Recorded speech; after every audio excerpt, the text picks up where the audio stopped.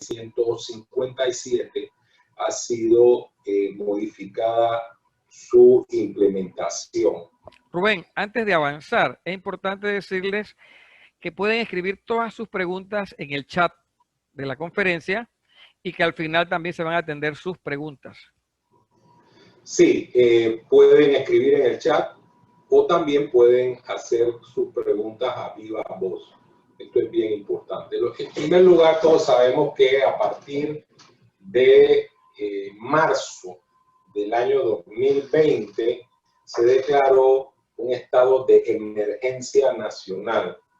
Ese estado de emergencia nacional producido por la pandemia del COVID-19 ha tenido una fuerte influencia en la normativa laboral. Hay una cantidad de decretos que regulan las relaciones obrero-patronales y que en alguna medida desarrollan artículos del Código de Trabajo, a veces, en algún sentido, pudiéramos decir que van más allá de lo que señala la legislación laboral. Como ya dije, vamos a hablar, en primer lugar, de las formas de terminación y posteriormente nos vamos a hablar sobre las últimas leyes que existen.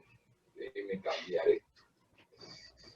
La primera forma de terminación laboral es el mutuo consentimiento. El mutuo consentimiento es un acuerdo de voluntades mediante el cual las partes deciden terminar la relación de trabajo.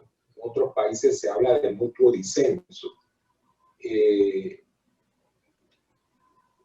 Panamá se habló de mutuo consentimiento y la ley dice que debe ser un documento que debe estar por escrito sin renuncia de derechos, es decir, no puede haber negociación en cuanto a las prestaciones de ley. Me refiero a las vacaciones, al 13º mes, a la prima antigüedad y al salario causado al momento de la terminación.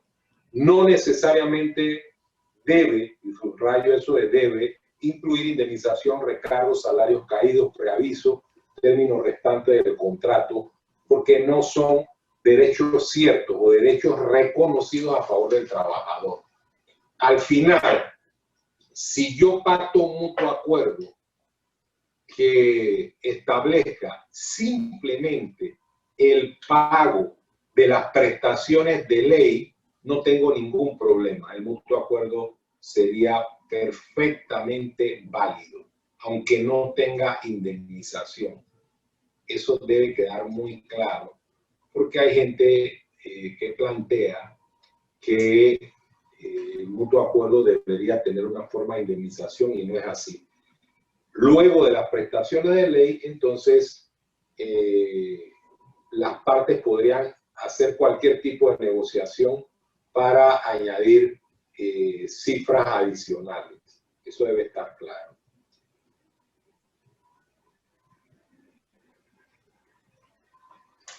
El mutuo acuerdo o mutuo consentimiento no requiere de sello o ratificación en el Ministerio de Trabajo. No requiere testigos y se presume de buena fe. Eso hasta la ley 157 de 3 de agosto de 2020. Eso lo vamos a explicar más adelante. Como ya dije, libera de pago de indemnización, reintegro y salarios caídos. Vuelvo, insisto, si yo hago un mutuo acuerdo pagando exclusivamente las prestaciones de ley, no tengo ningún problema. Si la persona luego de firmar quiere reclamar eso, tendría una seria dificultad jurídica porque el mutuo acuerdo sería plenamente válido. En virtud de la ley 157 de 3 de agosto del 2020, hay que hacer una oferta antes de concretar el mutuo consentimiento. Sin embargo, ese tema lo vamos a tratar de forma individual en función del análisis de esta ley. Lo vamos a ver más adelante. Otra forma de terminación es la expiración del término pactado. El término pactado en un contrato por tiempo definido establece la duración de ese contrato. A nuestro juicio, cuando uno pacta un término, las partes ya saben cuándo va a finalizar. No debería haber la necesidad de notificar la finalización del contrato, pero nosotros sugerimos que haya una notificación para ratificar lo que se ha pactado en el contrato definido correspondiente. No debe haber continuidad laboral, es decir, si yo termino una relación y lo notifico y al día siguiente la persona sigue trabajando, esa notificación carece de validez y el contrato por tiempo definido se convierte inmediatamente en un contrato por tiempo indefinido por efecto precisamente de esa continuidad en la prestación del servicio.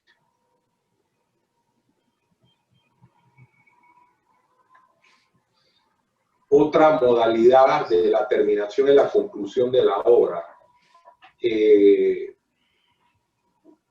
Esto debe estar en un contrato escrito, debe describirse la obra que se está desarrollando y que es objeto del contrato. Recuerden que esta modalidad de los contratos no necesariamente es de la construcción. Se refiere a una obra determinada, una obra que puede ser cualquier cosa que pueda generar una prestación de servicio que implique el inicio de una actividad y la conclusión de la misma.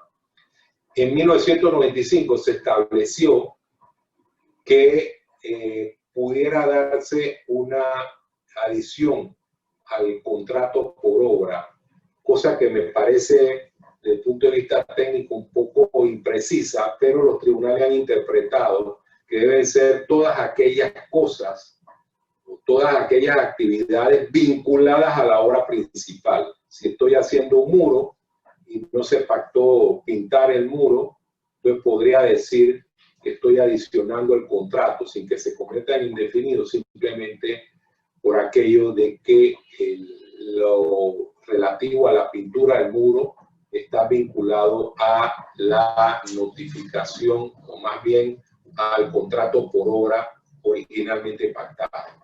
Tiene que haber también una notificación de terminación. Fíjense que los contratos por obra pueden ser por la obra completa o por la fase. Cuando se contrata a un trabajador por fase, debe haber en el contrato una cláusula que establezca la fase correspondiente, porque de lo contrario, entonces quedamos amarrados a la conclusión de la totalidad de la obra. Esto tiene mucha importancia para evitar errores. Muerte del trabajador. La terminación por muerte del trabajador es porque la relación laboral no se delega. Es decir, nosotros contratamos a un trabajador y ese trabajador está subordinado a la empresa y en consecuencia, si se muere el trabajador, la relación se termina. Simplemente habría que consignar las prestaciones, que generalmente esto se hace ante un tribunal. Es una norma sabia para evitar que haya discusiones que tenga que administrar el empleador. Uno presenta un escrito con el contrato, se establece la liquidación de las prestaciones correspondientes, se depositan y las personas que pueden ser los deudos o herederos del trabajador, entonces van al tribunal y retiran las prestaciones correspondientes. La muerte del empleador no necesariamente determina el fin de la relación laboral, pero cuando conlleva ineludiblemente la terminación del vínculo, entonces esta forma de terminación, es decir, por muerte del empleador, sí define el fin de la relación laboral. El ejemplo paradigmático sería la relación del trabajador doméstico. Esto no puede operar en sociedades anónimas por una realidad. Las sociedades anónimas tienen la virtud de continuar pese a que alguno de sus accionistas o directores muera. Entonces, esto es un ejemplo que tiene una eficacia muy limitada. Por eso hablo del trabajo doméstico.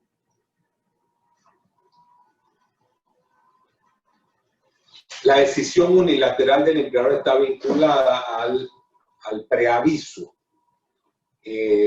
a los trabajadores que no tienen estabilidad y que están definidos en el artículo 212 del Código de Trabajo. Y lo más común es el trabajador que tiene menos de 2 años. El preaviso se entrega en dinero o tiempo.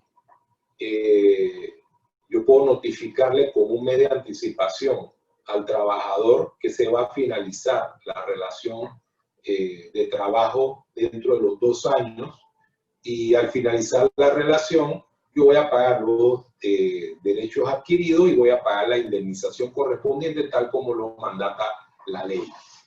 Debo señalar que si el preaviso es en dinero, entonces notifico e inmediatamente debo pagar la indemnización y los derechos adquiridos. Debo señalar también lo siguiente: el código tiene una norma que casi nunca se aplica con claridad, pero que puede ser susceptible de ser reclamada por los trabajadores. La norma dice que el plazo de preaviso inicia a partir de la quincena siguiente. Si no lo hago de esa manera, entonces pudiera ser objeto de una reclamación por no haber dado o por no haber iniciado el plazo del preaviso en ese periodo de tiempo. El periodo probatorio debe estar por escrito, es decir, en el contrato debe estar reflejado el periodo probatorio que emana del artículo 78 del Código de Trabajo.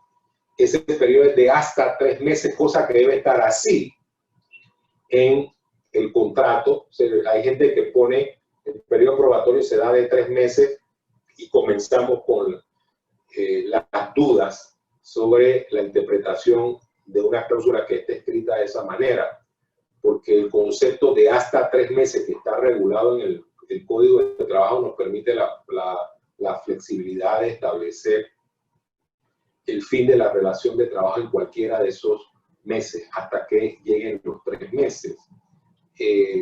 Pero si yo digo que es de 3 meses, alguien pudiera discutir que yo debo esperar al último momento para terminar la relación por periodo probatorio. Debe haber una habilidad y destreza especiales. Este hace un debate histórico en el derecho laboral. En primer lugar, la norma decía habilidad y destreza especial. Después decía habilidad y destreza solamente, y en el 95 regresamos a la habilidad o destreza especial. Esta norma excluye entonces a los trabajadores que realicen labores generales. Tiene que haber un trabajador que por sus características desarrolle algún tipo de actividad específica o características especiales que definan esa habilidad y destreza de que habla la norma. No puede haber ocupado el puesto anteriormente, porque si él pasó en un contrato anterior, en otra relación con la misma empresa, pasó el periodo probatorio, entonces ya no lo puedo aplicar nuevamente.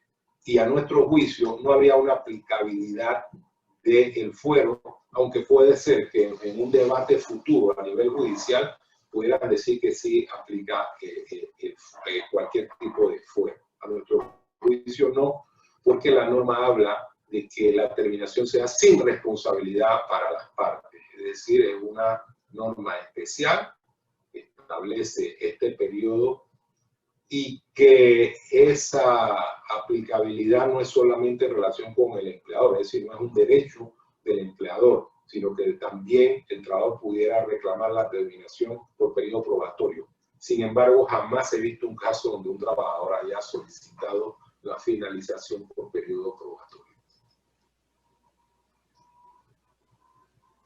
La renuncia del trabajador. Rubén, sí. La imagen yo no logro verla, está totalmente distorsionada. No sé si los demás pueden verla.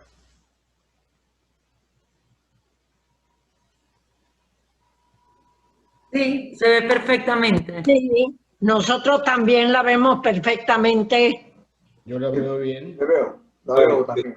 Ok, Muy perfecto. bien. Adelante entonces, nada más para si cualquiera no la puede ver igual que yo, que lo diga, ¿no? Muy bien, perfecto. Vamos a ver, la renuncia del trabajador. Esta tiene unas formalidades en el Código de Trabajo. Dice, debe estar sellada. Sellada significa registrada ante el Ministerio de Trabajo.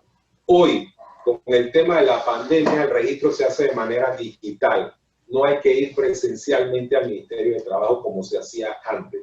No sé esto cuánto durará, pero ya existe una plataforma, usted manda la renuncia y le contesta con el registro para cumplir con esa normativa que establece la legislación laboral.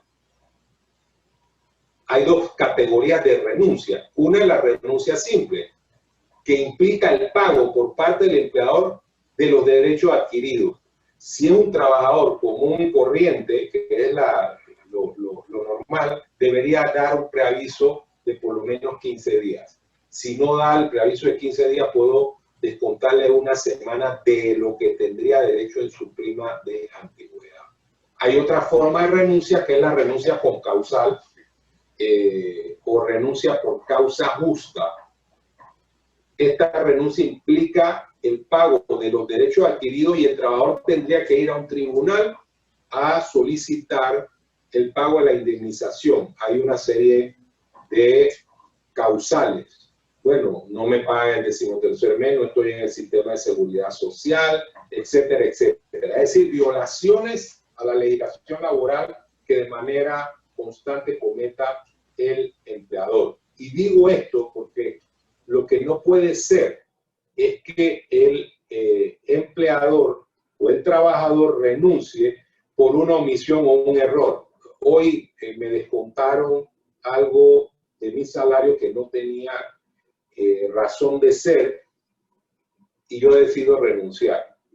Esa no es la lógica o el espíritu de esta norma. Tiene que haber una actividad continuada de violaciones a la ley por parte del empleador para que se considere que la renuncia puede ser establecida como una renuncia con causa justa. En todo caso, la carta de renuncia con causa justa debe hacer un relato de todos los hechos con las fechas que han generado esa decisión del trabajador. Es decir, hay una similitud con la obligación que tiene el empleador al momento de realizar un despido, donde tiene que hacer un relato prolijo de los hechos que configuran las causales de despido. Y precisamente nos vamos a ese concepto. Estamos en la parte que se refiere a lo general. Después nos vamos a ir a lo que ha ocurrido con la pandemia. Las causales de despido están en el artículo 213. Causales de naturaleza disciplinaria, no imputable y económicas.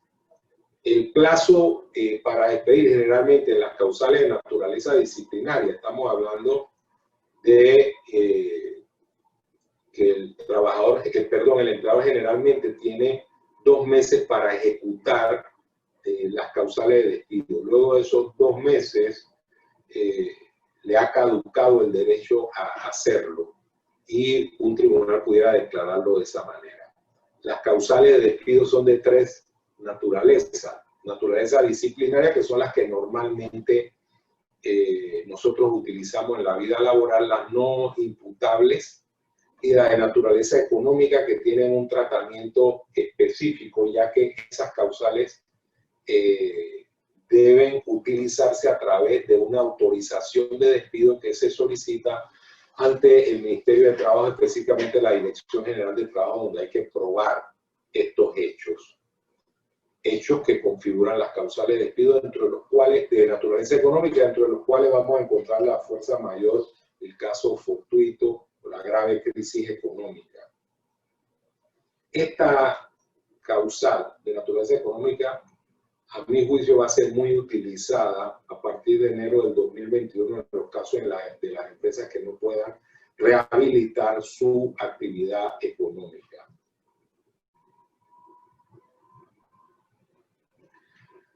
El despido fíjense lo siguiente, el despido no está abolido durante esta pandemia, ojo, porque siempre se dijo, se especuló a través de la rumorología de que no se podía despedir y demás. No, el despido existe, tiene unas formalidades que están vigentes, el Código de Trabajo está en aplicación. El despido señala, en cuanto a su normativa o su procedimiento, que deben ser hechos previos, debe estar por escrito, los hechos deben estar relatados, todos los hechos que han ocurrido y que motivan el despido en base a alguna de las causales que establece la ley, deben estar establecidos en el documento de despido. Si el trabajador no quiere firmar de recibido, se buscan testigos, 2 testigos que acrediten que el trabajador vio la nota y se negó a firmarla. Como ya dije, debe estar la fecha e información con detalle. Yo no puedo despedir diciendo usted queda despedido en función de la falta de probidad, que es una causal de despido. Tengo que decir en qué consiste la falta de probidad, que pudiera ser usted el día tal presentó un certificado médico falso. Usted el día tal fue sorprendido libando licor durante horas laborales. Es decir, la carta debe ser específica con el objetivo de que el trabajador tenga los argumentos que le permitan elaborar una defensa en relación con esa carta de despido. Luego de entregar la carta no se puede invocar ningún hecho nuevo. Esto lo debemos tener claro para evitar errores u omisiones que pueden ser fatales al momento en que haya que defender esta carta en un tribunal. Recuerden que siempre la carga de la prueba le corresponde al empleador en estos casos. Ahora vamos al tema de la ley, que tiene que ver con la normativa actual. Miren lo siguiente. La ley es 157, ahí hay un error en la pantalla, le ruego lo corrijan. Es la ley 157 del 3 de agosto de 2020. Yo quiero referirme a varias cosas primero. En primer lugar, la ley 157 trata de cubrir algunas situaciones que se dan o que están reguladas en el Código de Trabajo, pero lo hace de una manera que a mi juicio no es la más conveniente desde el punto de vista empresarial y va a generar dificultades luego del 31 de diciembre de 2020. La ley señala que las suspensiones se pueden llevar hasta el 31 de diciembre del 2020. Y recuerden que las suspensiones reguladas por el Código de Trabajo señala que se puede suspender por un mes con 4 prórrogas adicionales. Frente a la situación específica de que se sabía y que es notorio que las empresas no pueden rehabilitar su actividad económica dentro de ese periodo de tiempo de suspensión, se diseñó esta estructura legal. ¿A quién se aplica la ley 157? Se aplica a las empresas que cerraron total o parcialmente sus operaciones desde el inicio del estado de emergencia nacional y hasta el 31 de diciembre del año 2020, y a los trabajadores cuyos contratos han sido suspendidos conforme la ley. Fíjense, empresas que cerraron total o parcialmente sus operaciones en virtud del estado de emergencia nacional y cuyos contratos de los trabajadores le han sido suspendidos. Eso es lo que dice el artículo primero de la ley 157. Y que esta ley tiene una vigencia hasta el 31 de diciembre del 2020. ¿Qué señala la ley? Que el empleador puede reiniciar su actividad económica progresivamente, reintegrando de forma gradual a sus trabajadores con contratos suspendidos. Es decir, de aquí al 31 de diciembre yo puedo poco a poco ir reintegrando trabajadores. No tengo la obligación de reintegrar a todos los trabajadores, pero solo hasta el 31 de diciembre del año 2020. Tiene una limitación que a mi juicio viola principios constitucionales, pero así está en la ley. No se puede contratar a nuevos trabajadores que realicen las mismas posiciones de los suspendidos. Si yo tengo trabajadores suspendidos, yo no puedo traer a otro que no estuviera dentro de la estructura de la empresa para que realicen los mismos trabajos. Las suspensiones se pueden prorrogar mes a mes hasta el 31 de diciembre de 2020 conforme a los procedimientos que establecen los decretos que estableció, valga la redundancia, el Ministerio de Trabajo y Desarrollo Laboral. Y aquí viene un tema muy específico que debemos abordar.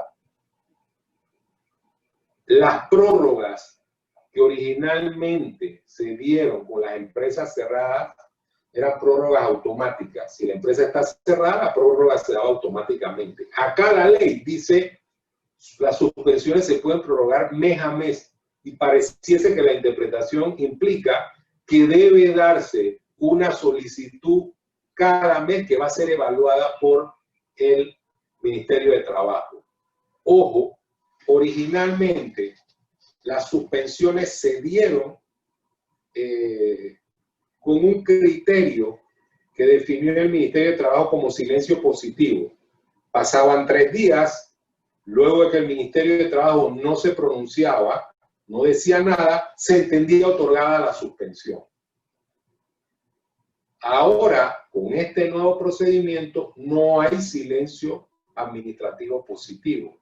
Yo debo pedir la solicitud mes a mes o cada mes y esperar a que el ministerio sea lo suficientemente eficiente para que la resuelva en forma inmediata. Y una pregunta que nos asalta a todos: ¿qué pasa si la plataforma del ministerio no es tan robusta y mi solicitud se va a la dimensión desconocida y no me la responden en 3 días? Pues no hay silencio positivo. Tendré que estar permanentemente o de manera contenciosa buscando a las autoridades para que resuelvan mi escrito. Y mientras tanto, no podría aplicar la suspensión. Esto lo debemos tener muy claro porque es una novedad que estableció esta ley. Me parece que esto es bien inconveniente, porque ya sabemos que es muy difícil para el Ministerio de Trabajo administrar tecnológicamente la cantidad de suspensiones que se han dado y que se van a seguir dando bajo el amparo de esta nueva disposición. La ley dice que no puede haber discriminación de ninguna naturaleza, que las multas van hasta $1000 por cada trabajador discriminado. Y este es otro debate muy importante, porque ¿a qué llamamos discriminación? Cuando yo estoy reintegrando a los trabajadores, yo puedo buscar trabajadores que se alineen con el perfil de las actividades que yo quiero promover dentro de la empresa. O sea, recordemos que la empresa no puede regresar a marzo de 2020. Es decir, no podemos pretender que la empresa tenga la misma actividad. Entonces la empresa tiene un nuevo diseño en base a la nueva realidad, tratando de hacer que las actividades más eficientes dentro de su estructura de negocios sean las que dinamicen la economía de la empresa. Entonces, originalmente se debatió que había una discriminación en relación con los dirigentes sindicales y se decía que las empresas estaban reintegrando trabajadores y a los dirigentes sindicales lo dejaban en el olvido. Pero ahora ampliaron la norma, no solamente por motivos sindicales, sino por cualquier motivo. Entonces, nos vienen varias preguntas, varias interrogantes. Una es, ¿qué pasa con trabajadores que tienen más de 60 años, con trabajadores con vulnerabilidades, con trabajadores que tienen discapacidad o alguna enfermedad crónica. Fíjense que esos son temas que van a generar conflicto porque van a decir, bueno, es que a mí me dejaron al final discriminándome porque tengo más de 60 años o porque tengo algún tipo de discapacidad o enfermedad crónica. Yo sugiero que este tema se aborde a partir de los protocolos de salud, en los cuales se establezca que estas personas tienen una protección especial y que serán reintegrados al final. Los decretos no regularon, como en otros países, la situación de las personas de más de 60 años y con otras vulnerabilidades. No lo legisló. Dicen los decretos, podrán acogerse al teletrabajo, podrán acogerse a vacaciones adelantadas, pero no dice taxativamente que lo deben hacer. Si yo reintegro a alguien con más de 60 años, eso sí, para eliminar la responsabilidad empresarial le tendré que dar el mayor grado de cobertura en cuanto a protección. Recuerden que cuando hacemos los protocolos, nosotros establecemos niveles de peligro según las actividades que realizan. Si esta persona que tiene una situación de enfermedad crónica, si tiene más de 60 años, realiza un trabajo que lo pone en el nivel máximo de peligro, le tendré que dar todos los mecanismos de seguridad que sean más eficientes. Le tendré que dar una careta, si le puedo dar la mascarilla con la mascarilla N95, que tiene una protección mayor, se la daré. Y además de eso, lo haré firmar un documento en el cual señale que él declara que la empresa, en relación con él, ha tomado todas las medidas de protección que sean convenientes para que él no esté expuesto de mayor manera al COVID-19. Ese es el problema con este rango de trabajadores, que muchas veces me han preguntado si se pueden hacer documentos de liberación de responsabilidad, que un trabajador diga, bueno, yo libero a la empresa de responsabilidad. A mi juicio no, pero sí lo puedo hacer en positivo. Que el trabajador declare, aquí me han dado todas las herramientas y elementos que son necesarios para el desempeño de mi puesto y además para la protección, mi protección especial. También se dice que el trabajador puede ser movido si tiene una posición que lo conecte con un riesgo mayor, movido a otra a través de la movilidad. Luego, insisto, no hay una normativa como en otros países que establece que estos trabajadores no pueden laborar, no lo dice de esa manera textual. Sin embargo, yo iría al protocolo y a este tipo de declaración positiva en caso que tenga que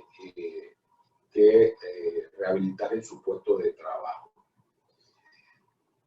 Dice la norma que se pueden establecer turnos distintos, anunciando a los trabajadores con 48 horas de anticipación. Este sí es una flexibilidad. La empresa puede cambiar los turnos ya establecidos. Esto en relación con empresas que no cerraron. En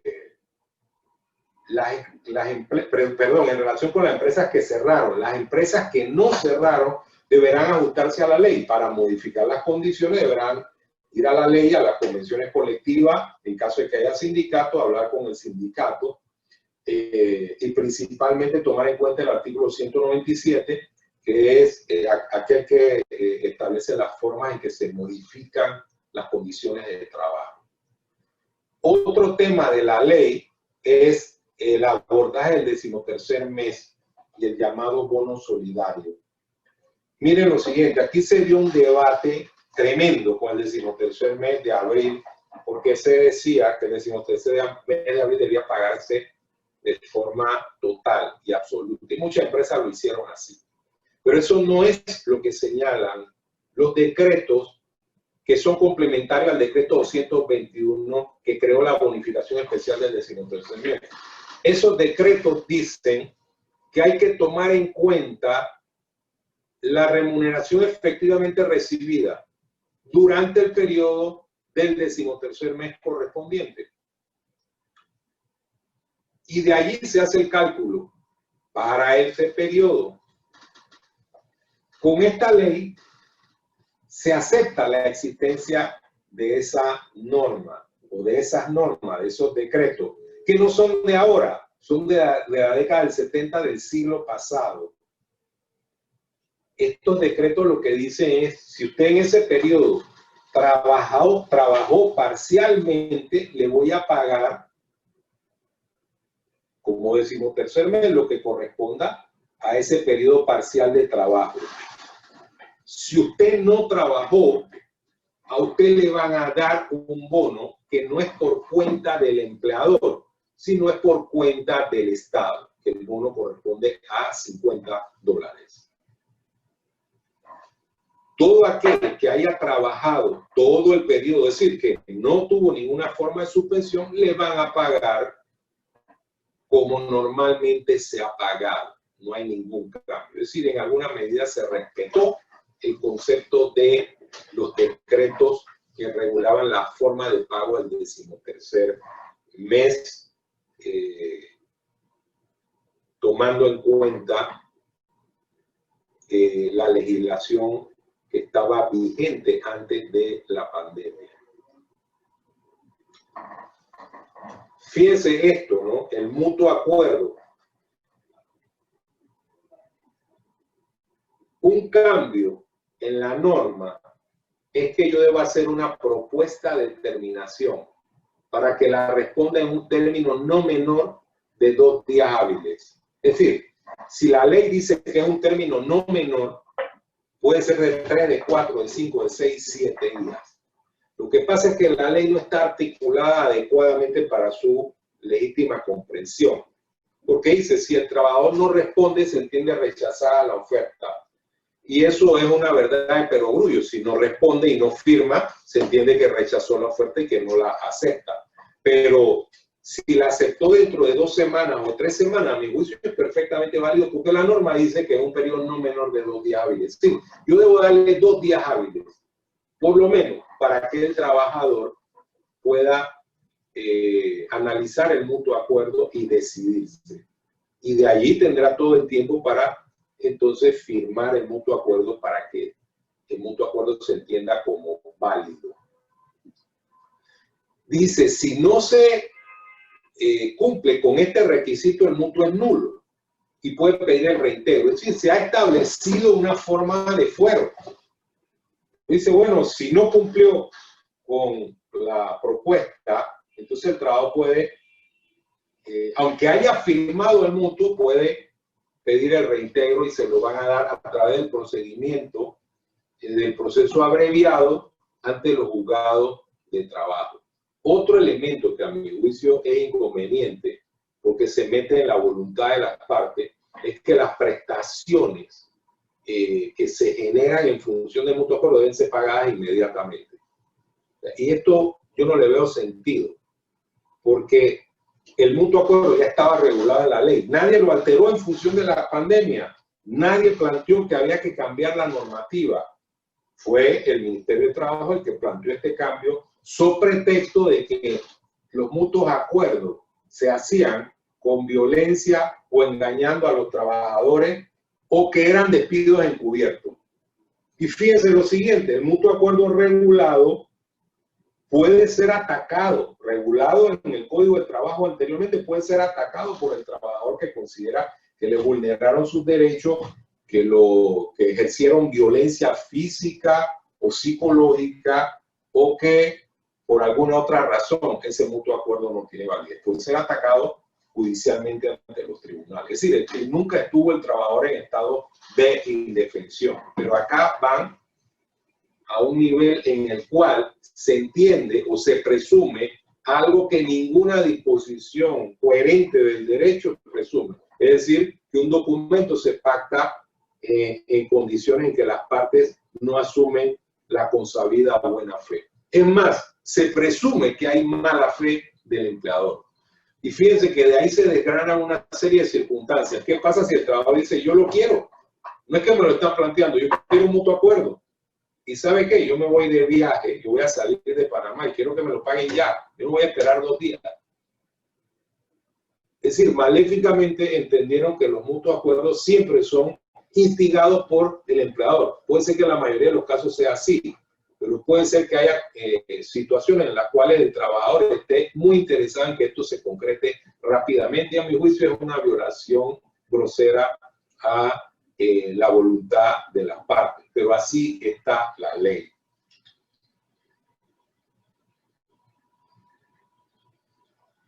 Fíjense lo siguiente, que es una recomendación que nosotros hacemos. Como yo tengo que probar que hice la oferta de mutuo acuerdo, yo debo establecer el documento separado, este es un boletín de nuestra firma, una sugerencia en la cual yo les digo, aquí te estoy entregando el mutuo acuerdo, pongo la fecha, mes y año, te lo estoy entregando para tu consideración y tú me vas a firmar que te he entregado ese documento. Y después viene el documento del trabajo donde dice que él acepta el mutuo acuerdo con la fecha de por lo menos 2 días hábiles después. Y ahí se firma el mutuo acuerdo, pero este es un elemento probatorio para evitar que posteriormente no se declare nulo el mutuo acuerdo firmado, porque usted va a tener la prueba que desactiva cualquier intención de violentar algo que se acordó legítimamente, porque de que los hay, los hay.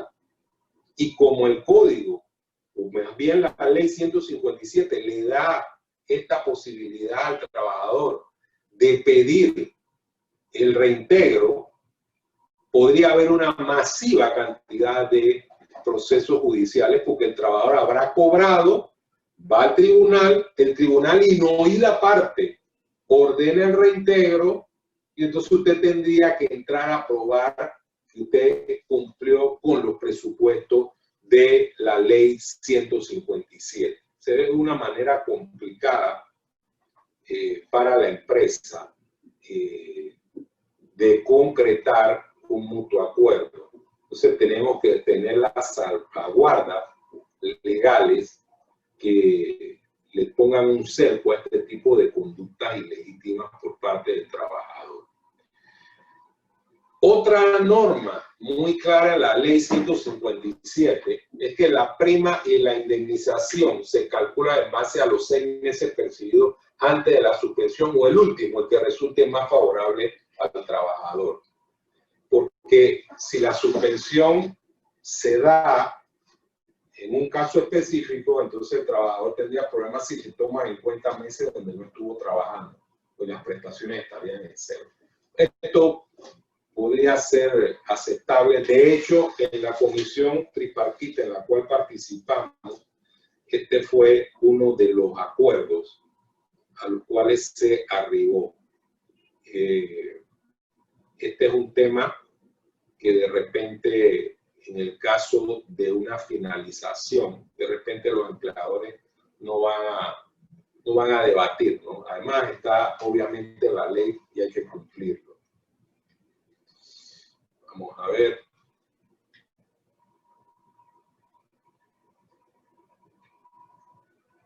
Vamos ahora al tema de la suspensión. La suspensión de los efectos de los contratos está regulada por el artículo 199 del Código del Trabajo. El numeral 8 habla de caso fortuito y fuerza mayor. Caso fortuito y fuerza mayor, a mi juicio se dan los dos casos. Uno son los actos del hombre y otro son los actos de la naturaleza. ¿Cuáles son los actos del hombre? Un decreto de emergencia nacional que dice las empresas están cerradas. Estas empresas están cerradas por orden del órgano ejecutivo. ¿Por qué? Porque hay una pandemia y es necesario combatir esa pandemia a través del cierre de las empresas.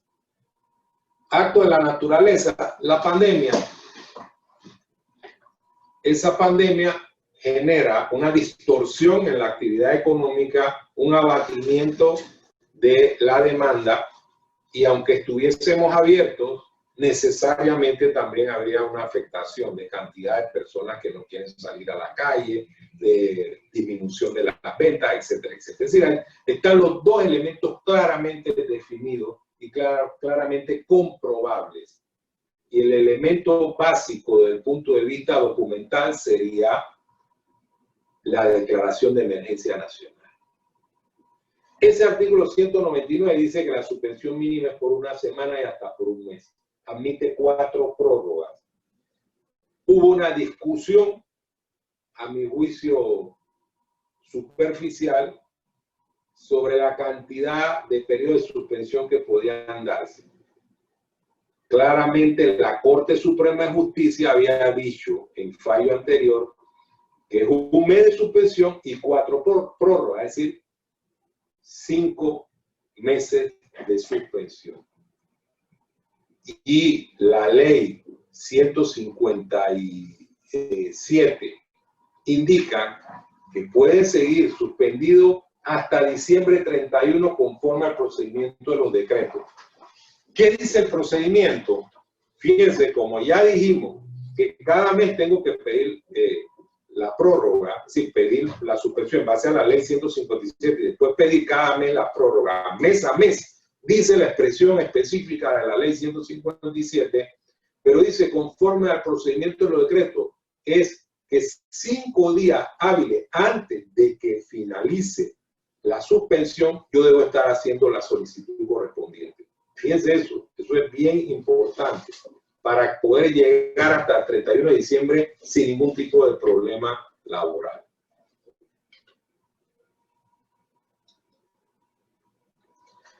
Con esto terminamos y creo que vamos a hacer este periodo de preguntas sin ninguna limitación para que ustedes cualquier consulta la puedan hacer válida. Adelante, Romero.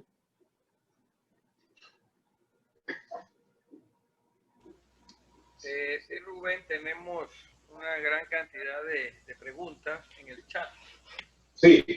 La que paso a leerte, creo que algunas de ellas ya tú has tocado el tema, pero es bueno repetirlas para reforzar. No, lo que quieran.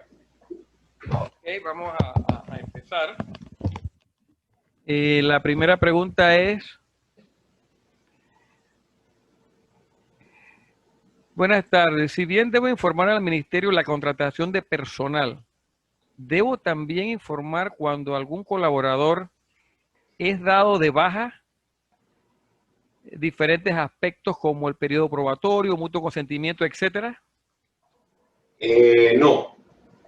Originalmente, fíjense, vamos a hacer un poquito de historia. Originalmente, en relación con el mutuo consentimiento, el ministerio quería que fuera ratificado ante las instalaciones del Ministerio de Trabajo y Desarrollo Laboral. Eso, desde el punto de vista empresarial, se le planteó que eso era inconveniente, que no estaba en la ley y que además colisionaba con lo que quería el Ministerio de Salud. Ustedes se imaginan si hay mutuos consentimientos que tuviesen que ser ratificados, la cantidad de personas que vamos a encontrar en el Ministerio de Trabajo para que esto opere. Entonces eso no es así. Igual que si tengo que inscribir contratos, lo puedo hacer a través de la plataforma. Los contratos en virtud del Código de Trabajo los tengo que registrar en el Ministerio de Trabajo. Pero no es necesario hacerlo físicamente, se hace a través de las plataformas. Los despidos no. Los despidos no. ¿Dónde está el problema material? ¿No? Si yo tengo personas suspendidas y voy a despedir, tengo que reactivarlos para entonces despedirlos. Es decir, que vayan a trabajar para entonces darle una notificación de terminación de la relación laboral. Ese es el tema. Pero lo demás no. Ok.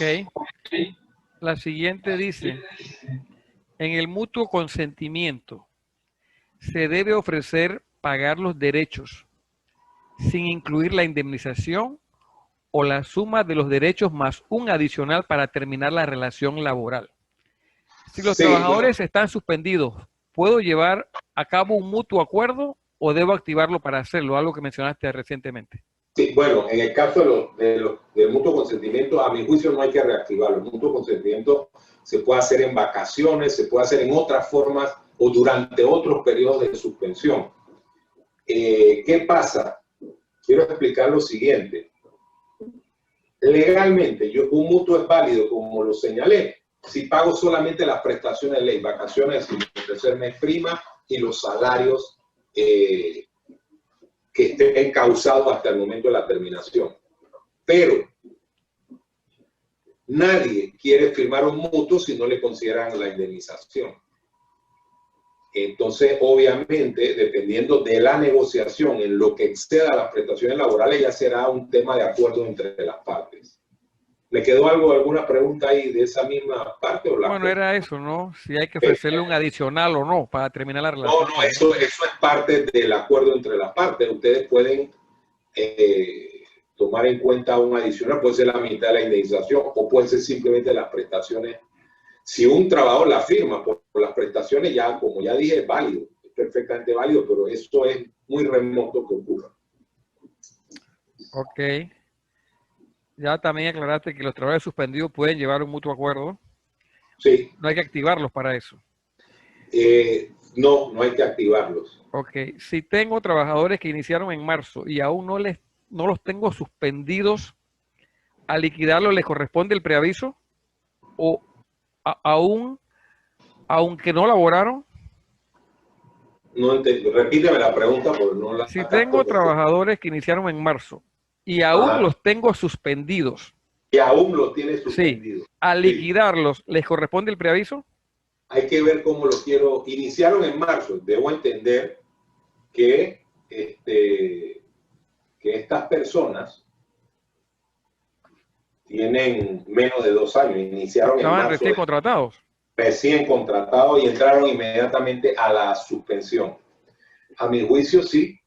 La norma es si usted quiere despedirlo, usted va a tener que pagarle el preaviso y la indemnización. Fíjense la norma que habla de que la indemnización se va a calcular en base a los mejores salarios. Ahora, de antes de la suspensión, aquí va a haber un problema de interpretación porque la suspensión se dio, no tienen manera de calcular hacia atrás, porque ellos comenzaron en marzo cuando justamente inició el periodo de emergencia nacional.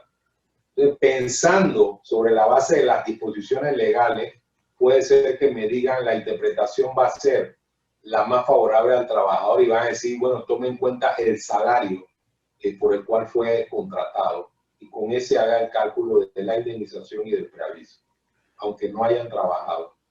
Digo, aunque tengan una semana de haber entrado, tienes que darle un preaviso.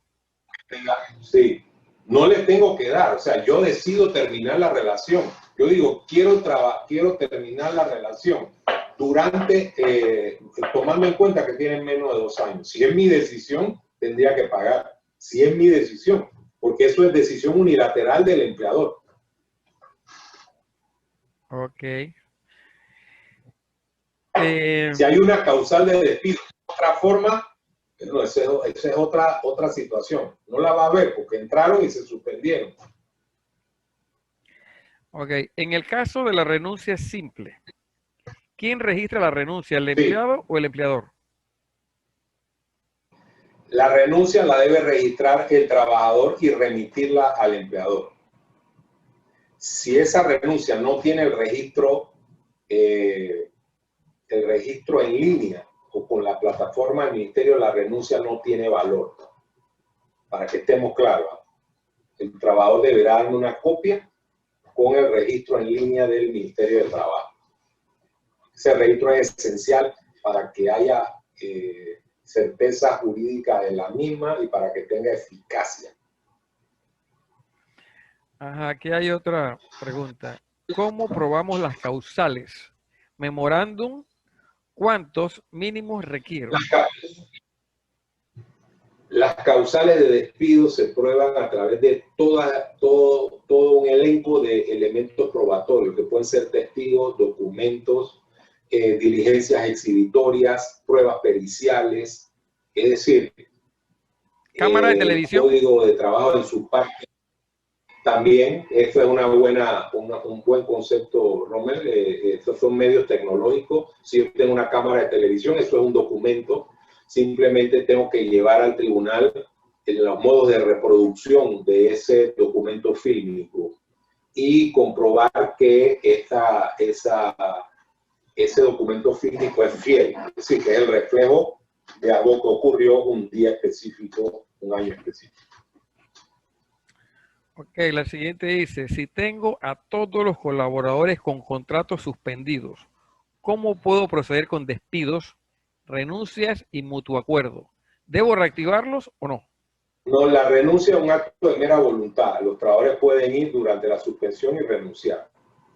Si tengo que despedir, sí los tengo que reactivar. Si hay mutuo consentimiento, sí se puede hacer el mutuo consentimiento durante la suspensión. Obviamente tienen que cumplir con la ley 157 de darle las ofertas, etcétera, etcétera. Ok. Y si lo dejo suspendido, aunque le haya hecho un mutuo acuerdo, igual... Sí. Repítame, por favor. Si lo deja suspendido. Si lo dejo suspendido hasta diciembre, Sí. Perdón, ¿se puede quedar suspendido hasta diciembre? Aunque ya yo lo haya despedido. No. Okay. Es decir, fíjense, esa es una buena pregunta para aclarar. Fíjense lo que ocurre. Recuerden que nosotros tenemos una ley que dice el bono solidario es para determinada categoría de trabajadores, los suspendidos. Entonces, la ley no dice, usted presente cada vez que hay una baja, notifique la baja al ministerio. No hay plataforma para eso, ni para despido, ni para mutuo consentimiento. No existe plataforma.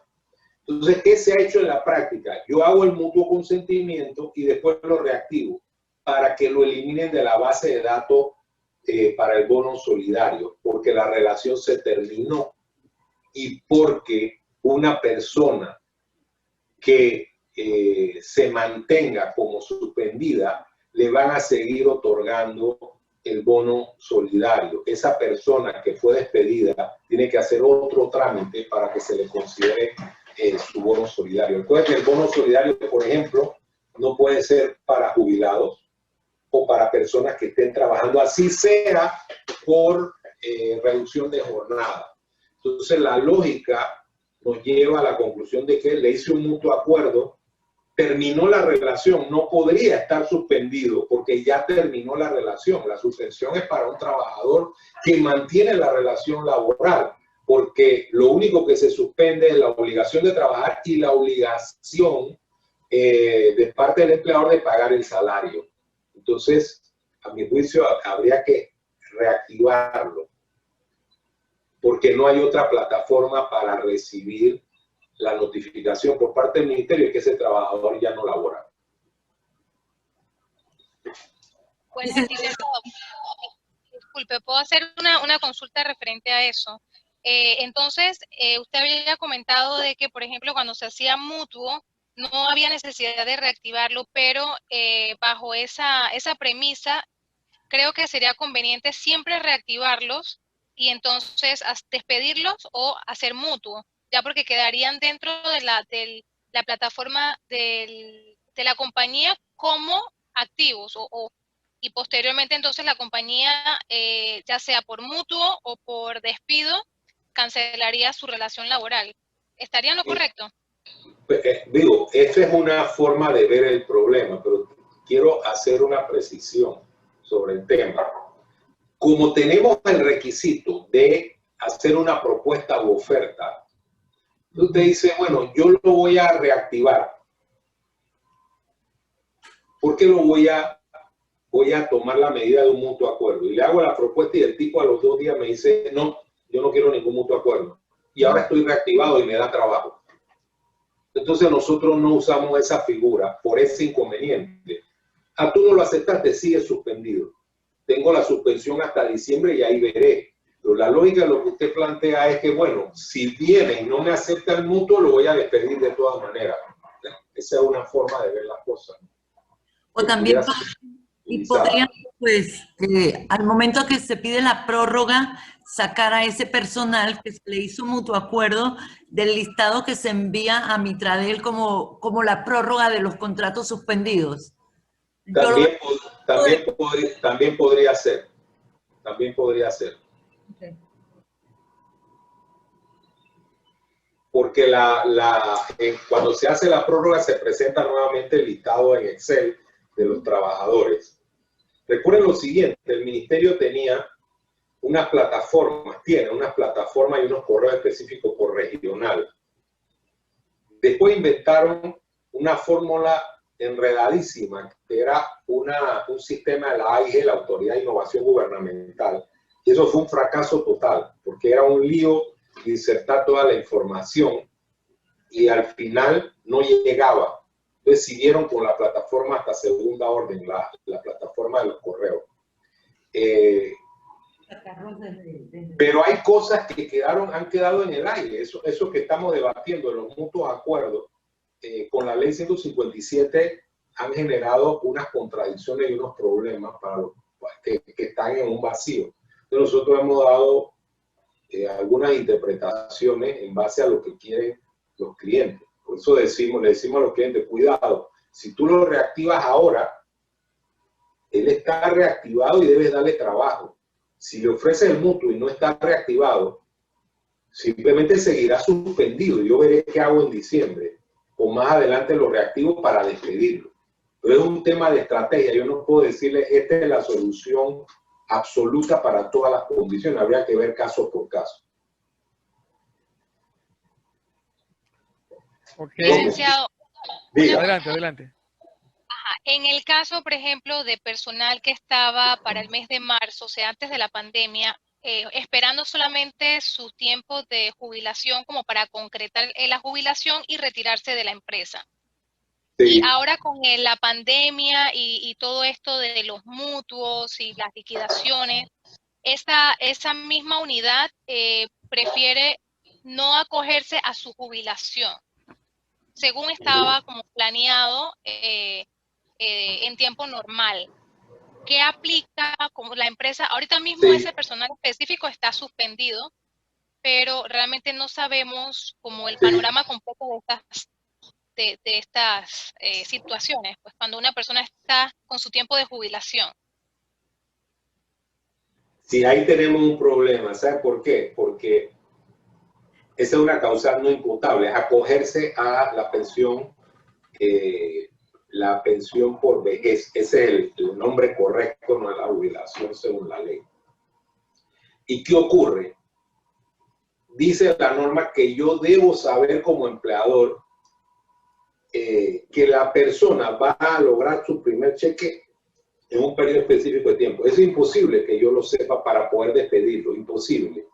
Y él no tiene la obligación de renunciar, que antes sí existía, pero la Corte Suprema dijo que eso era violatorio de los derechos del trabajador porque hay un derecho al trabajo y que él no tiene por qué renunciar porque vaya a acogerse a la jubilación. O sea, ahí tenemos un problema, porque esta persona puede decir, no, yo no me voy a acoger a la jubilación, sigo suspendido y cuando la empresa realice nuevamente su actividad económica, entonces me va a tener que reintegrar. Es decir, al 1 de enero me va a tener que reintegrar.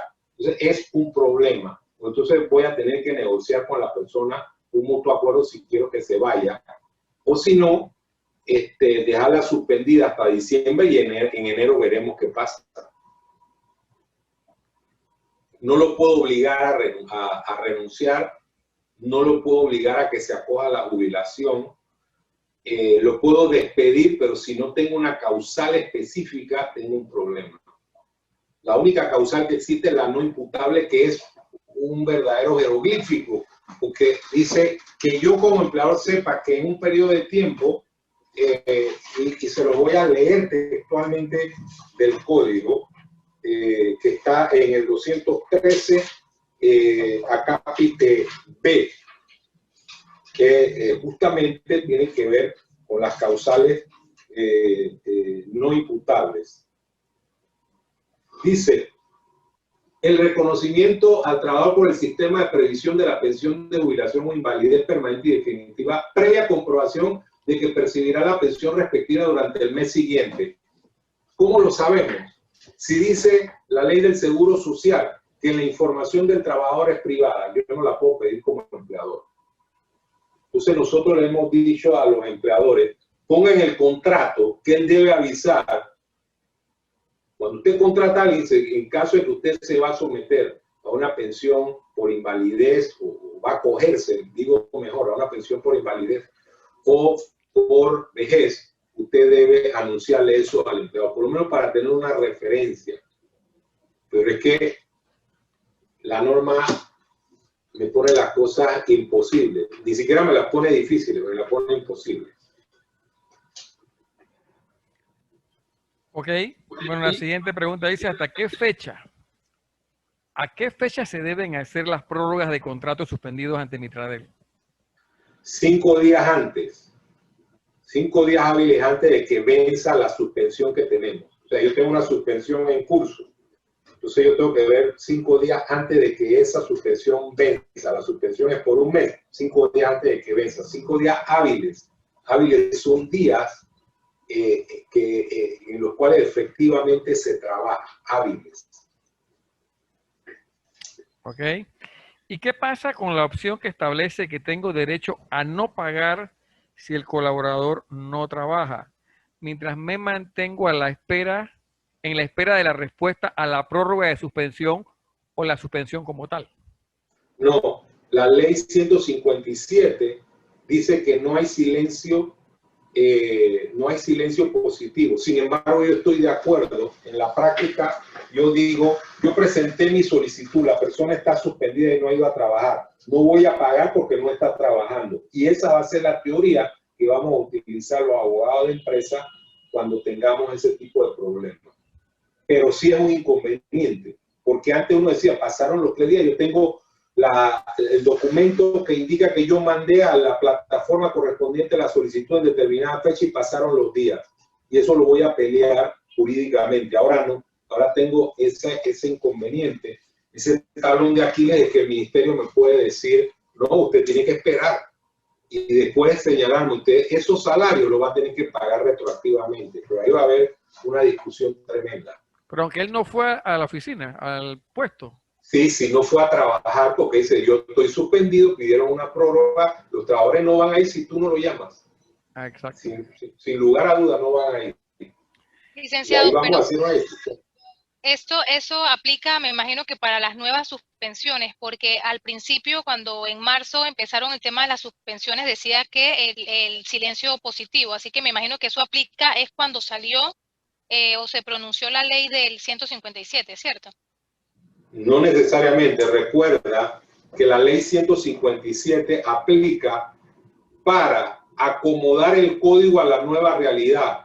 Si tú terminaste tu suspensión original con las 4 prórrogas, inmediatamente se activó la ley 157 y ya no hay silencio positivo. Una vez agotado ese periodo. Ok. Cuando hago un mutuo, si se realiza una liquidación en el cálculo de la prima e indemnización, ¿hasta dónde debo calcularla? ¿Hasta la fecha en que suspendimos los contratos o a la fecha que procedemos al cálculo?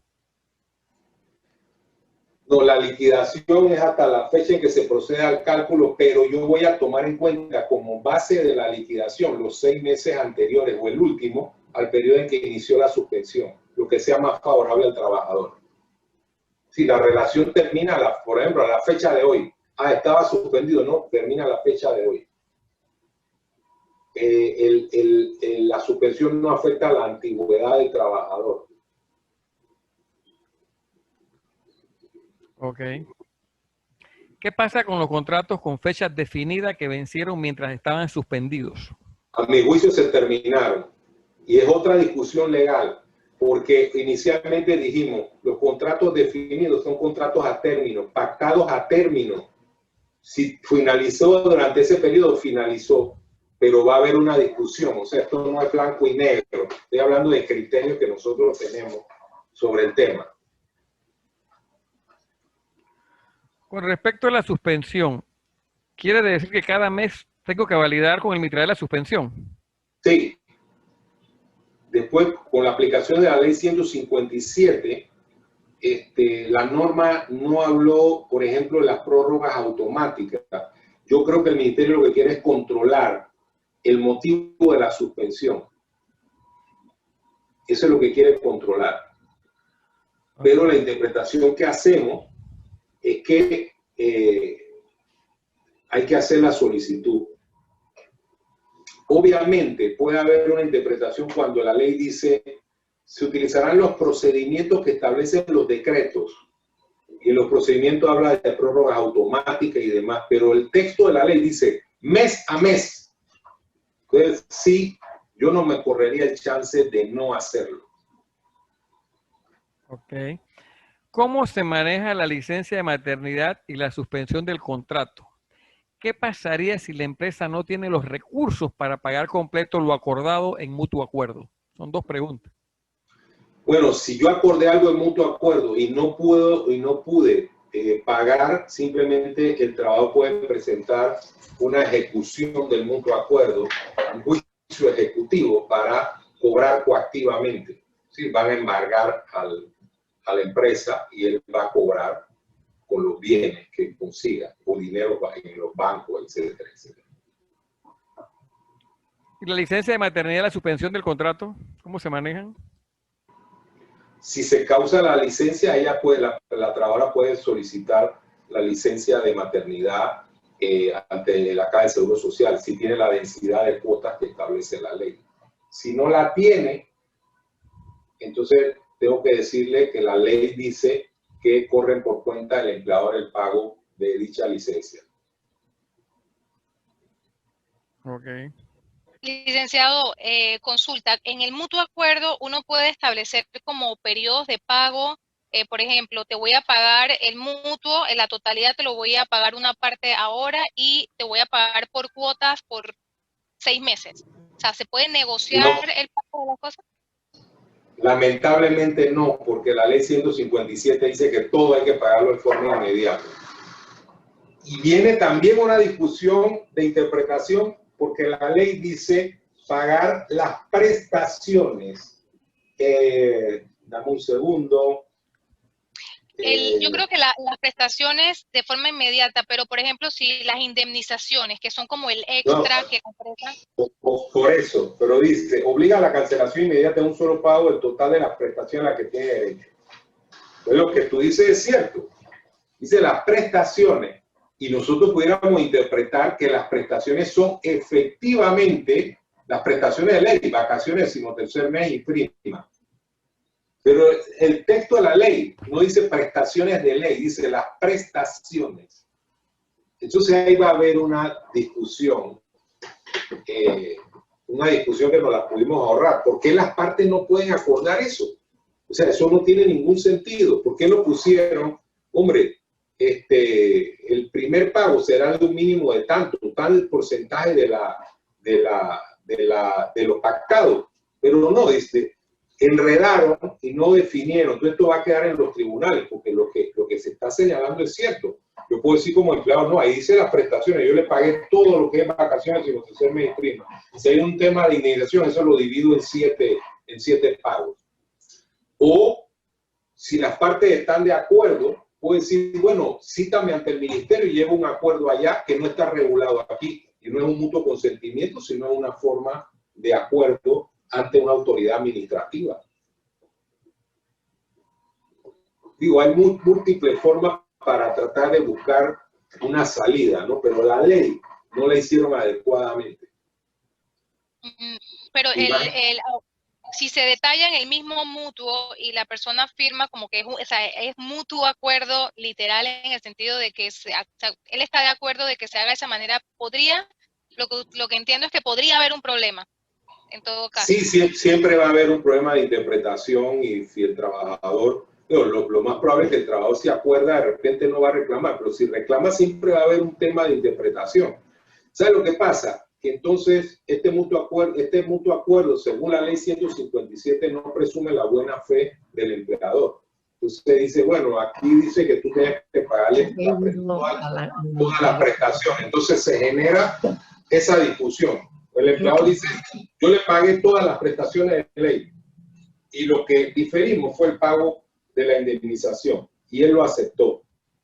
Entonces el trabajador dice, porque siempre va a encontrar a un abogado maquiavélico, que dice, no, di que simplemente hay una norma que dice que se te prohíbe la renuncia de los derechos. Y aunque tú hayas firmado, eso no tiene valor. Entonces ahí venimos con una discusión. Cuando no debimos llegar allá, se debió legislar de otra manera. Pero, licenciado, una consulta. Sí. Licenciado, ¿me está escuchando? Perfecto. Anteriormente, porque a mí se me ha dado el caso de que yo tuve hace 2 años y hice un acuerdo mutuo con un colaborador mío que trabajaba para mí de hace 10 años y demás, y nosotros hicimos un mutuo acuerdo con todo lo que exige la ley. Yo le di su indemnización, su preaviso, sus vacaciones y todo, y fuimos al Ministerio de Trabajo y concordamos en los pagos de que yo le di cierta cantidad y durante 3 meses siguientes yo dividí las indemnizaciones. Y lo aceptaron en el Ministerio de Trabajo, él firmó y yo firmé. Sí. El problema es que eso era antes. Ahora con la ley 157 establecieron una norma que nos complica porque dice se obliga a la cancelación inmediata en un solo pago el total de las prestaciones a las que tiene derecho. Pero entonces, no dice allí que es que si se reintegra al empleado. No. El tema del reintegro es cuando el mutuo acuerdo firmado viola las disposiciones de la ley. Entonces el trabajador dice, la ley dice que el trabajador tiene el derecho a ser reintegrado a través de un procedimiento abreviado que se tramita ante los juzgados de trabajo. Pero si hacemos el acuerdo ante el Ministerio de Trabajo y él lo acepta, queda claro ante el Ministerio de Trabajo. Lo que ocurre es que eso no es lo que dice la ley. El Ministerio de Trabajo va a decir tienes que pagarle todo de manera inmediata. O sea, yo puedo decirle a la persona, ¿sabes qué? Y esto es totalmente ficcional. Yo puedo decirle a la persona, ¿sabes qué? Ve al Ministerio de Trabajo y saca una boleta de que yo te despedí y vamos allá y hacemos un acuerdo. Ya ese no sería un mutuo acuerdo, sería una transacción. Ya no sería un mutuo acuerdo. Pero allí tendría que pagarle todo de todas maneras. No necesariamente, porque no es mutuo acuerdo. Aquí lo que se regula en el 157 es mutuo acuerdo, no las transacciones. Ah, no las transacciones. Bueno, eso es ficticio, lo que usted dice es más difícil. Sí, es un poco más difícil, pero pudiera darse. O sea, al final si las partes están de acuerdo, pues pueden buscar esa fórmula. Sí, pueden buscar esa fórmula. O también la que se mencionó y decir, ¿sabes qué? Yo pagué las prestaciones de ley completas con el mutuo acuerdo y lo otro lo pagué a plazo, porque la ley dice que debo pagar de manera inmediata, en un solo pago, el total de las prestaciones. Y yo pagué las prestaciones de ley porque entiendo que ese artículo habla de las prestaciones de ley, pero queda en el aire. Pero queda en el aire porque habla solamente de prestaciones. Entonces siempre nos dejan con esa incertidumbre que va a tener que ser resuelta en un tribunal. Y ese es un problema. Va a tener que ser resuelta en un tribunal, licenciado. Yo también soy abogada. Ah, qué bueno. Solamente quería aclarar mis conceptos. ¿Cómo no? Muy interesante su seminario, ¿yo? Gracias, muy amable, muy amable. Bueno, vamos con la siguiente. En caso tal,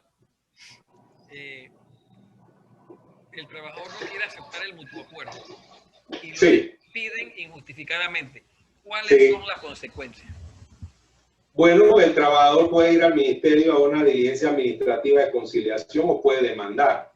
Y si me demanda, yo calcularé cuál es mi peor riesgo y trataré de arreglar con la persona, tomando en cuenta que no tengo una carta de despido vigorosa o robusta para poder ser defendida en un tribunal. Entonces, si lo despido, la consecuencia sería que él me reclame la indemnización. Nunca va a haber reintegro, porque es un despido. que él me reclame la indemnización, que haya salarios caídos, que haya costas de abogado. Eso es, habría que hacer el cálculo específico y ya yo podría definir cuál es mi riesgo total.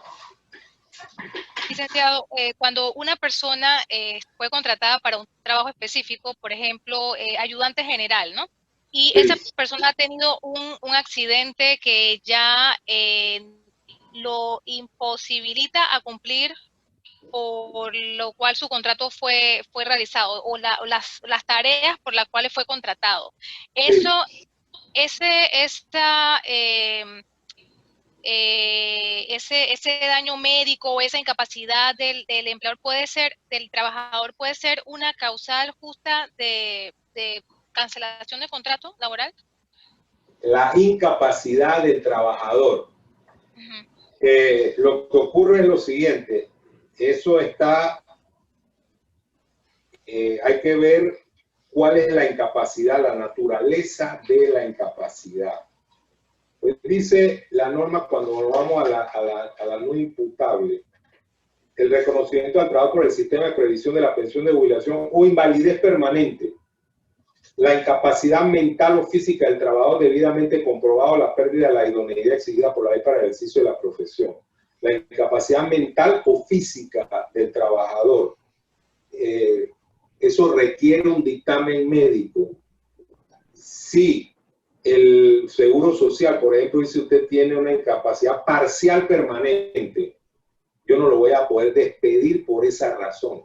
Pues me van a decir, esta persona puede trabajar, lo único que usted lo va a tener que poner en otra actividad porque la que tenía no la puede realizar, no puede levantar tanto peso, etcétera, etcétera. ¿Y sabe qué? El código dice que puede despedir a otro para poder ubicar a ese en un puesto de trabajo que pueda desempeñar. Es un caso específico que habría que ver el caso en particular, pero en principio no se puede. Habría que ver también si sufre alguna enfermedad crónica. Recuerden que tienen un fuero en el caso de que sufran de enfermedades crónicas. Bueno, la siguiente dice, dice, pero no lo entiendo, dice, pero a decir que si hay que reactivarlos para poder despedirlos. Por favor, aclarar este tema. Sí dije con claridad que hay que reactivar a las personas para despedirlas. O sea, si yo la voy a despedir, lo tengo que reactivar, lo voy a despedir. Para mutuos acuerdos no tengo que reactivar. Ok. Si reactivo a un empleado que está suspendido, se le notifica, pero no se presenta a trabajar porque no le interesa en medio de las siguientes circunstancias actuales. Sí. Pero no quiere renunciar, no quiere mutuo acuerdo. ¿Qué causal de despido justificado puede invocar? ¿Y cómo podría entenderse que haya ausencia injustificada. Ok.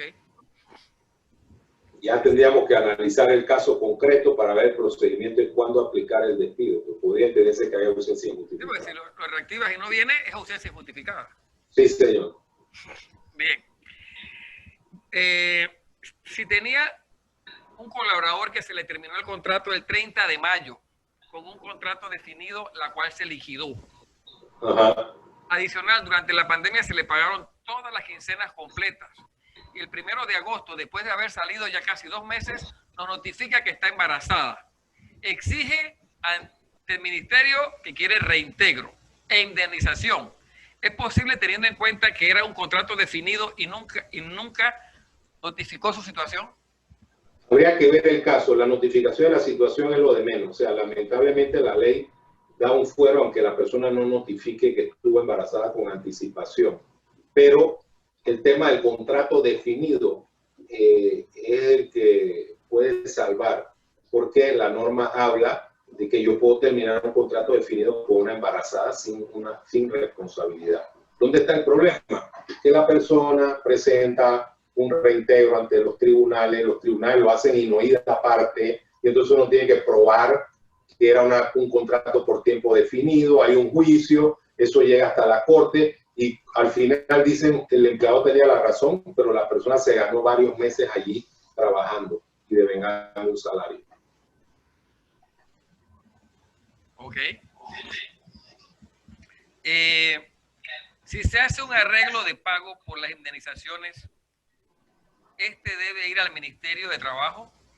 ¿Esto es lo usual o lo suspendido como se hace el preaviso o se pone en el mutuo acuerdo?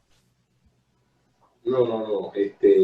Yo vuelvo e insisto, la ley 157 tiene esa limitante en cuanto al léxico que utilizó y decir que yo debo pagar todo al momento de la terminación. Todas las prestaciones, dice específicamente la ley. Yo no tengo que ir al Ministerio de Trabajo. Yo tengo que hacer el mutuo acuerdo, hacer la oferta, presentarla, darle los 2 días, después firmar el documento y entonces entrar en esa nebulosa de que si las prestaciones, cuando habla la ley de prestaciones, se refiere específicamente a las prestaciones de ley o a todo lo que se pacta. Ahí es donde está el tema. Pues yo no tengo que ir al ministerio para formalizar el mutuo acuerdo. Todo lo que voy a poner lo puedo poner allí en el documento del mutuo acuerdo. La siguiente.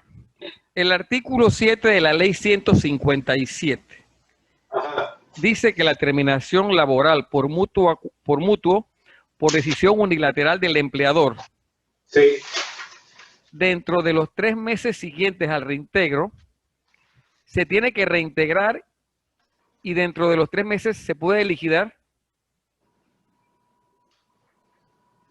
No entiendo la pregunta. Sí, está un poco difícil. El artículo 7 de la ley 157. No entiendo la pregunta.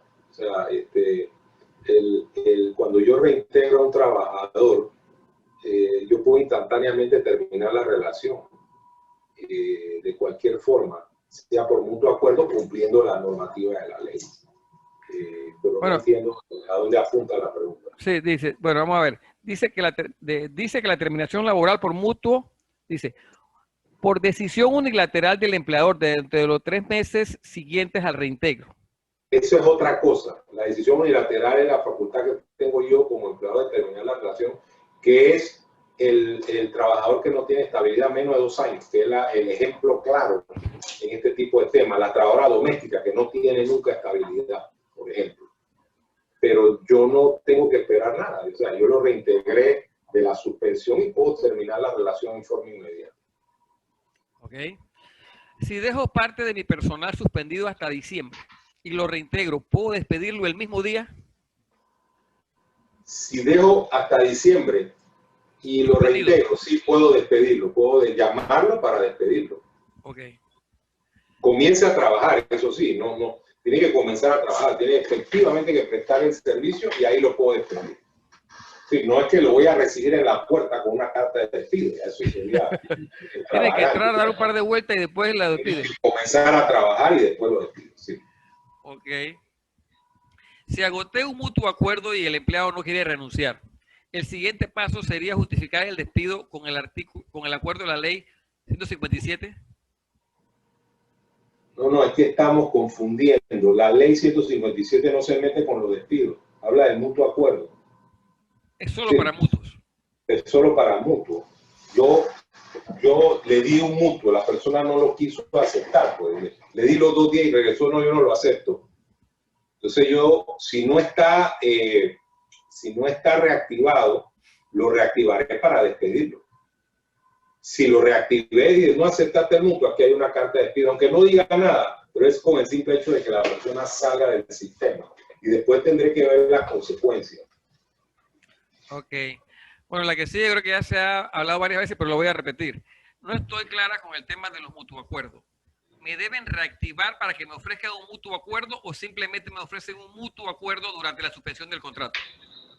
No es necesario reactivar cuando hay mutuos acuerdos. No es necesario. Okay. El mutuo acuerdo se puede pactar en vacaciones, la persona está enferma, está embarazada, etc. Eso no limita el mutuo acuerdo. La ley lo que dice es que yo le voy a dar una oferta con 2 días hábiles de por medio.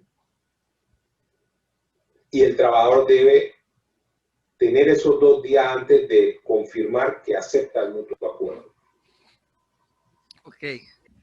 ¿A los trabajadores se les debe dar algún documento de la prórroga? No lo dice la ley, no es obligatorio. Yo podría dárselo, pero no lo dice la ley. Ok. Las nuevas prórrogas, ¿hay que solicitarlas antes de la fecha que nos han autorizado a operar o en el mismo día? A la fecha en que ha autorizado a operar, no. Si yo vengo con suspensiones, yo tengo que ver el periodo que vence mi suspensión 5 días antes. En el medio autorizaron que yo abriera, no importa, yo vengo con las suspensiones están vigentes, me autorizaron mañana, abres mañana, pero yo tengo una suspensión que me lleva hasta el 15 de septiembre. Los trabajadores están suspendidos hasta que yo decida abrir o hasta que venza esa fecha. Yo voy a esperar 5 días antes y presento la prórroga. Y si sigue la prórroga con los trabajadores que yo tengo como suspendidos. Puedo ir ingresando poco a poco, como lo dice la ley, trabajadores para realizar la actividad por la cual yo voy a abrir. Ok.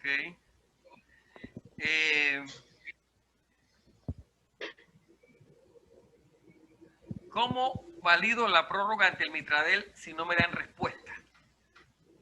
Ese es un problema, porque la ley 157 dice que no hay silencio administrativo positivo.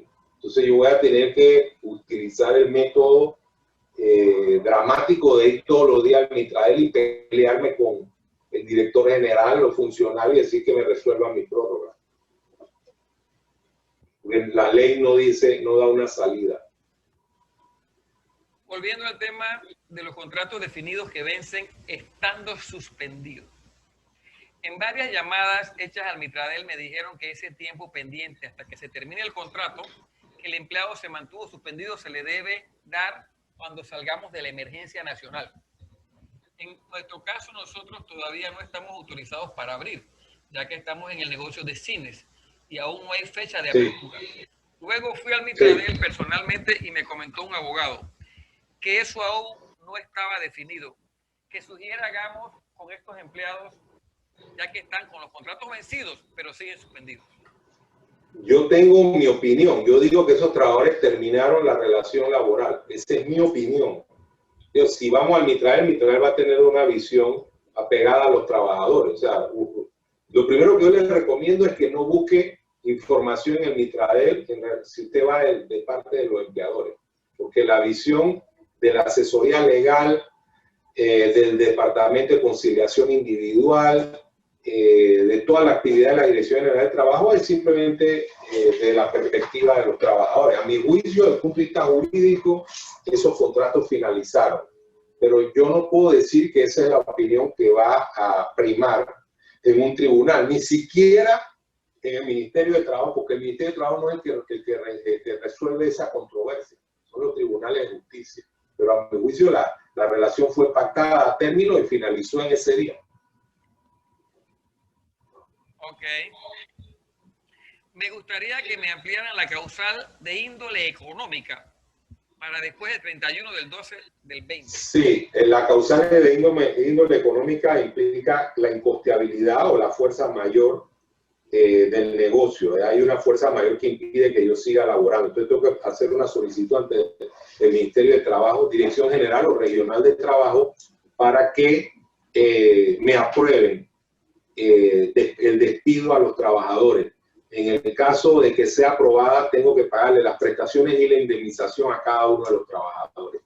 Es un proceso que se da con audiencia de los trabajadores. Ok. Bueno, en caso tal, el trabajador demanda por despido injustificado, ¿qué se debe pagar? Demanda por despido injustificado, demanda indemnización o reintegro. La indemnización, salarios caídos, si comenzó a trabajar después del año 95, son hasta 3 meses de salarios caídos. Si comenzó antes, son del año agosto del 95, la ley 44. Si comenzó antes de agosto del 95, estamos hablando de hasta 5 meses de salarios caídos. Si hay demanda, pueden haber costas, intereses y demás. Eso es más o menos. El reintegro no se da porque el código dice que yo puedo sustituir el reintegro por el pago de la indemnización Si es un trabajador después de agosto del 95 y yo estoy al día en el fondo de cesantía, no tengo que pagar ningún recargo, simplemente sustituyo el reintegro con el pago de la indemnización. Ok.